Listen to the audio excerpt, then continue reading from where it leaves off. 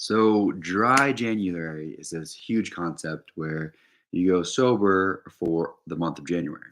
And the reason I know it's blowing up right now because it's blowing up my speed. And the thing about dry January is it doesn't necessarily actually help you get sober. It might invoke some ideas of like, hey, let's try this thing out for a month and see what happens.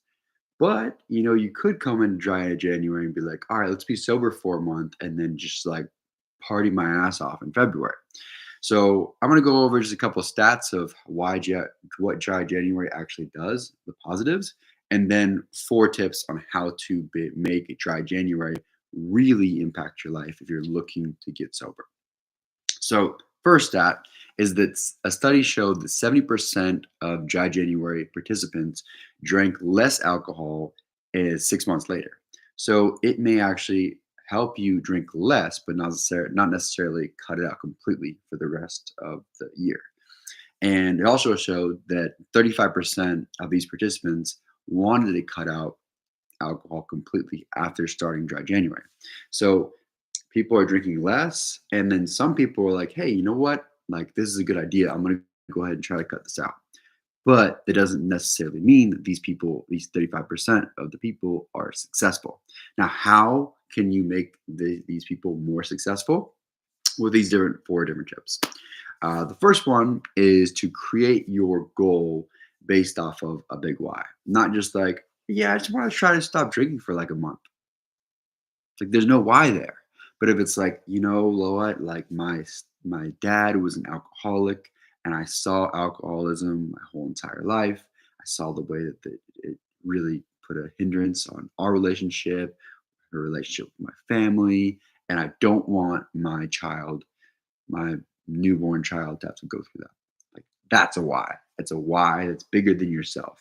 If you're just like, hey, I want to lose a couple pounds, like that might work. But if the why is bigger than that, like if instead of you saying, oh, I want to lose a couple pounds, it could be like, you know what, I want to be the healthiest person that I can be so I can set an example for my family and for my future family.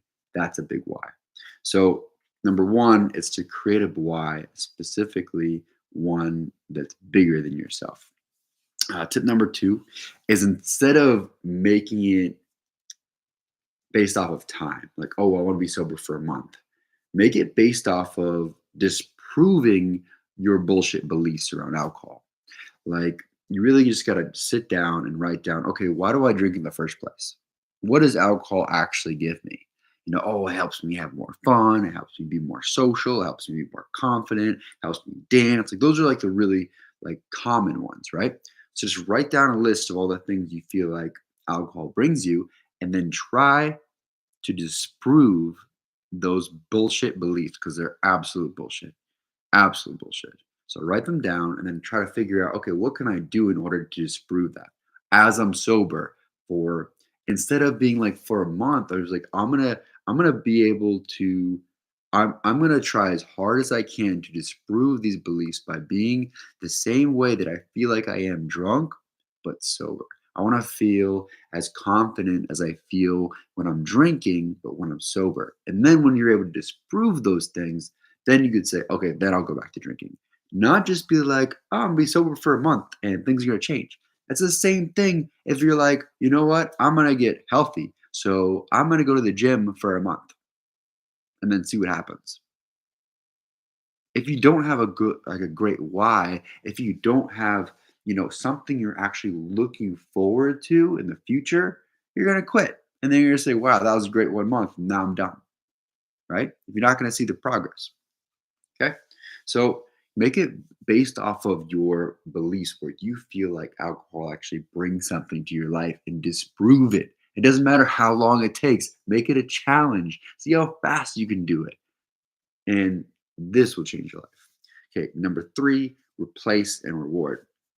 So replace what you used to do, all that time going to the bar, going to the clubs, going to parties, drinking, replace that with something else that gives you like something kind of similar.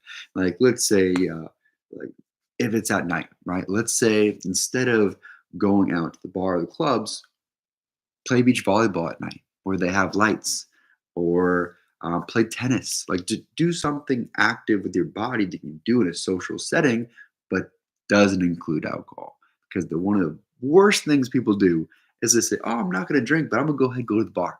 Oh, I'm not going to drink, but I'm going to go ahead and go to club. Like somebody, I saw a video of it today. It's like if somebody's going to try to get rid of meat, it's like going to the butcher, right? You're going to the place that all only serves meat. No, you go to places that are vegan or vegetarian because you don't even want to have that option, especially in the beginning. All right, and the last one is to have a support system, whether it be somebody that has been sober for years, somebody like one of your friends or one of your family members that you have asked, like, hey, you know what, like, I really want support with this. And I guarantee you, they're not going to be like, sure, just try the dry January, try it for 1 month, see how it is, and then we'll figure it out from there. No, they're going to give you a plan so it's like to figure out, okay, what's the reason behind this? Why do you want to be sober for a month? Okay. Now, what would that be like if it was for 6 months? Like, would that be really scary for you? Like, is it the time? What's making you want to only do it for a month?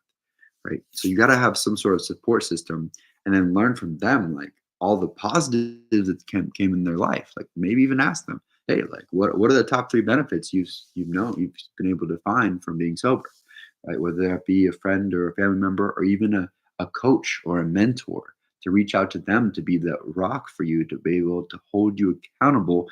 So when you feel like you're gonna slip, to be able to talk to somebody and be like, hey, like I really wanted to drink right now. Well, don't drink. Don't drink.